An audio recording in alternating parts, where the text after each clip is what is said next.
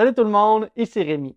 Dernièrement, il y a Christine Giroir et son conjoint Jonathan qui ont fait des manchettes pour avoir fait des offres bidons, c'est-à-dire d'avoir fait des offres qu'ils savaient ne seraient pas acceptées, mais qui ont pour but de provoquer une surenchère de la part des autres acheteurs, craignant de perdre leur maison. Aujourd'hui, on parle des dangers des offres à l'aveugle et j'en parle au travers de deux histoires différentes. Vous le savez, quand on veut acheter une maison, un immeuble à revenus, un chalet ou n'importe quoi d'autre en immobilier, il faut commencer par faire une offre d'achat. Quand on fait une offre d'achat, on fait une offre à un prix qu'on est prêt à payer pour cet immeuble-là et on espère que le vendeur va accepter, sinon il va peut-être falloir aller en négociation pour ne pas perdre l'immeuble.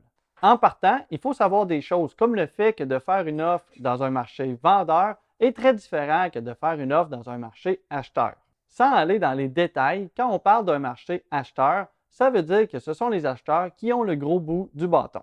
Ça arrive normalement quand il y a peu d'acheteurs sur le marché et qu'il y a beaucoup d'immeubles à vendre. L'acheteur se trouve à avoir le gros bout du bâton parce qu'il va se trouver souvent à être le seul à faire une offre d'achat sur l'immeuble ou sur la maison. Et le vendeur, il sait que si jamais il refuse, ça pourrait être encore très long avant qu'il reçoive une autre offre.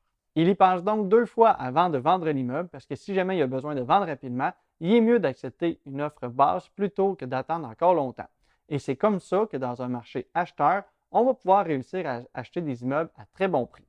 Mais à l'inverse, quand on parle d'un marché vendeur, c'est plutôt les vendeurs qui ont le gros bout du bâton. Normalement, on se retrouve à avoir peu d'immeubles sur le marché et beaucoup d'acheteurs. Donc, si jamais le vendeur décide de refuser ton offre, il sait très bien qu'il va en recevoir une autre rapidement parce qu'il y a beaucoup de monde qui vont être à la recherche de sa maison. Et ce qu'on a vu dans les dernières années, c'est un marché vendeur tellement fort que les gens sont prêts à se battre l'un l'autre dans le but d'avoir la maison. C'est entre autres à cause de ça que l'expression surenchère est née. Mais est-ce que vous comprenez vraiment ce que ça comporte le fait d'être en surenchère?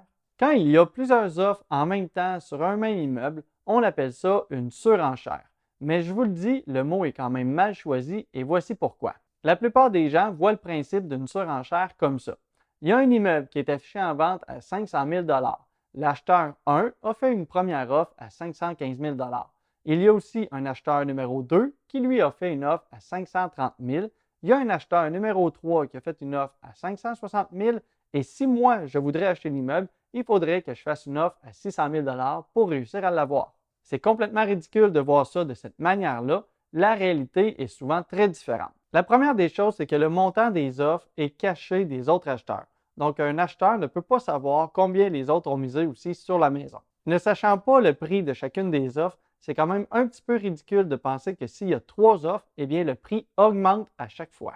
La réalité pourrait très bien être plutôt ceci. En fait, pour le même immeuble de 500 000 que tout à l'heure, l'acheteur numéro 1 pourrait avoir fait une offre à 505 000 l'acheteur numéro 2 pourrait avoir fait une offre à 480 000 et l'acheteur numéro 3 avoir fait une offre à 500 000 Si c'était comme ça, tu aurais été l'offre la plus haute du moment où ton offre aurait été de minimum 506 000 Tu comprends ici que même si on est en surenchère, ça ne veut pas dire que l'offre doit être extrêmement élevée. En fait, ça se peut très bien que l'offre qui va être acceptée va quand même être très près du prix demandé.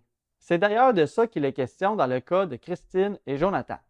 Comme courtier, ils ont une maison d'affichée à 400 000 Il y a des acheteurs potentiels qui viennent de déposer une offre d'achat dessus pour un prix de 410 000 soit déjà au-dessus du prix demandé. Ils sont en ce moment la seule offre, mais voilà que quelques heures plus tard, il y a une deuxième offre qui vient de rentrer et c'est là que la folie commence. Sachant qu'il y a maintenant une deuxième offre dans le portrait, le premier scénario que je vous ai montré tout à l'heure est enclenché. L'acheteur numéro 1, qui est en fait eux-mêmes, ont fait une première offre à 410 000 L'acheteur numéro 2 ont fait une offre, mais à un prix qu'on ne connaît pas, mais selon eux, c'est une offre probablement autour de 430 000 Donc, pour l'avoir, eux, ils pensent qu'ils doivent faire une nouvelle offre à 450 000 C'est exactement ce que les acheteurs ont fait. Ils ont refait une nouvelle offre bonifiée à 450 000 et comme par magie, l'offre a été acceptée. Heureusement pour eux, ils se disent que le fait d'avoir misé 40 000 de plus leur a permis d'avoir la maison, sinon ils l'auraient perdue. Mais la réalité est bien différente.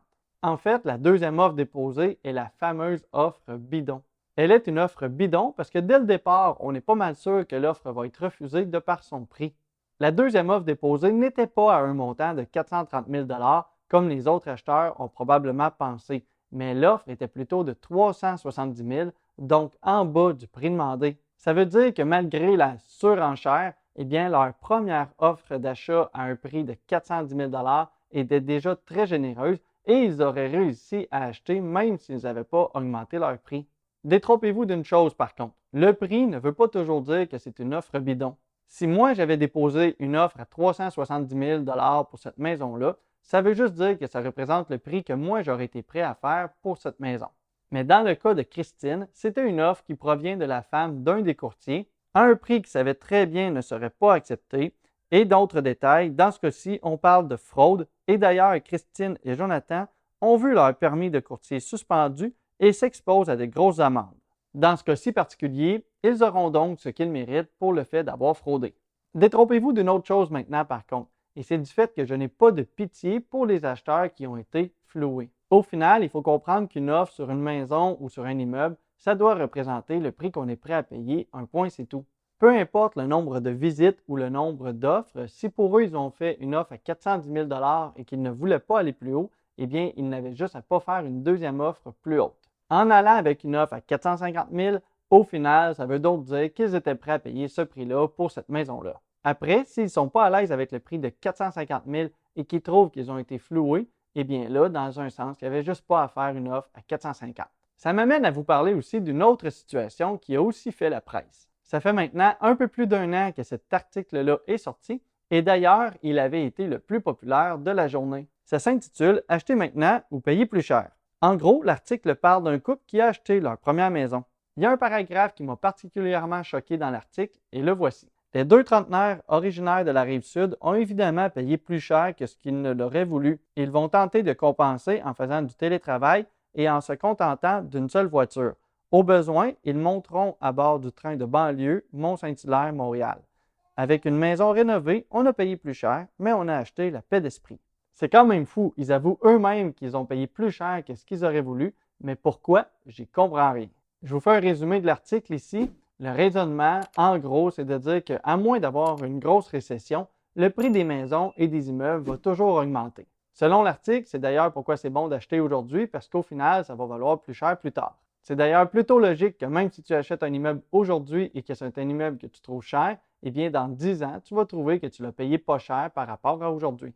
Mais vraiment, est-ce que ça vaut le coup de l'acheter très cher aujourd'hui dans le but de se dire que ça va continuer à prendre de la valeur? Parce que oui, la maison que le couple a achetée, ils ont, à mon avis, payé trop cher pour cette maison précise. La maison en question est un petit bungalow de 1973 avec un terrain d'à peine 5300 pieds carrés. En cherchant un peu, on trouve quelques informations. On voit que c'est une maison qui a aujourd'hui une valeur municipale de 283 000, soit une hausse de 37 % par rapport au rôle précédent. Aussi, c'est une maison qui a été achetée un an et demi avant eux pour un montant de 310 000 $.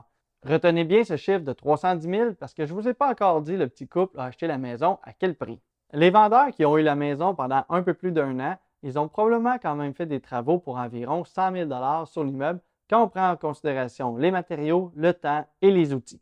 On peut donc estimer qu'ils ont investi environ 410 000 $ dans le projet en combinant le prix d'achat et le prix des rénovations. Pendant que je continue, voici des photos avant-après des rénovations. Lorsqu'ils ont pris la décision de vendre, ils espéraient avoir un prix de 475 000 $, soit un profit net de 65 000 $ en un peu moins de 2 ans sur la maison. C'est pas mal du tout. Finalement, leur courtier a tout pris en main et leur a dit qu'au vu du marché actuel, qu'ils pourraient l'afficher à 489 000 $. Disons que les vendeurs étaient bien heureux de savoir qu'ils pourraient en retirer plus que ce qu'ils pensaient au départ, le marché était en leur faveur. Finalement, un petit bungalow bien rénové à Saint-Basile-le-Grand, ça a l'air que ça attire bien des acheteurs parce qu'au final, il y a quand même eu une trentaine de visites et il y a quand même eu 6 offres d'achat déposées sur la maison en surenchère. Selon la logique des gens qui pensent que la surenchère égale je dois miser plus cher, eh bien le couple qui vient d'acheter la maison a fait une offre à pas moins de 611 000 $, soit 25 % en haut du prix demandé. Comme il est écrit dans l'article, ils avaient peur de manquer la maison. Ils ont probablement donc misé tout ce qu'ils pouvaient sur la maison, en oubliant un peu la valeur intrinsèque de la maison. C'est-à-dire qu'ils ne se sont probablement pas fiés à la valeur de la maison, mais plutôt à leur capacité d'emprunt. Personnellement, bien que je ne connaisse pas parfaitement le marché de Saint-Basile-le-Grand, j'arrive pas à me faire une tête que ce bungalow-là, il vaut 611 000 et par le fait même que sa valeur a presque doublé en dedans de 19 mois. En même temps, je pensais que les 5 autres offres d'achat sur l'immeuble étaient beaucoup plus basses que le prix final. Mais la deuxième offre la plus haute était quand même seulement à quelques dizaines de milliers de dollars de l'offre la plus élevée. Le marché était donc probablement pas mal prêt à payer ce prix-là pour cette maison-là. Mais dû au fait que les offres sont à l'aveugle, eh bien au final, l'offre acceptée a quand même été de quelques dizaines de milliers de dollars plus haute que la deuxième offre. C'est un montant non négligeable, surtout pour un premier acheteur. Si le montant des offres avait été visible, ils auraient probablement pu économiser quand même un peu d'argent. Mais ils ont pris leur décision et ils sont, je l'espère, contents et à l'aise avec leur achat, peu importe le prix qu'ils ont payé pour. Et de l'autre côté, après des longues heures passées à faire des rénovations, les frais de courtier, les frais de la maison et d'une vente, eh bien les vendeurs s'en sont sortis avec un profit net d'un peu plus de 150 000 en 19 mois et en plus, c'est net d'impôts parce que c'était leur résidence principale. Eux, en faisant ça, ils ont pris un risque et on voit au final qu'ils ont fait un bon coup. Et comme il est écrit dans l'article, on verra aussi avec le temps si les acheteurs ont aussi fait un bon coup. Au final, quand vous faites une offre d'achat, faites une offre à un prix qui vous convient, que vous êtes prêt à payer pour cette maison-là ou cet immeuble. Ne vous laissez pas emporter par le jeu de la surenchère, ce n'est rien de bon pour personne.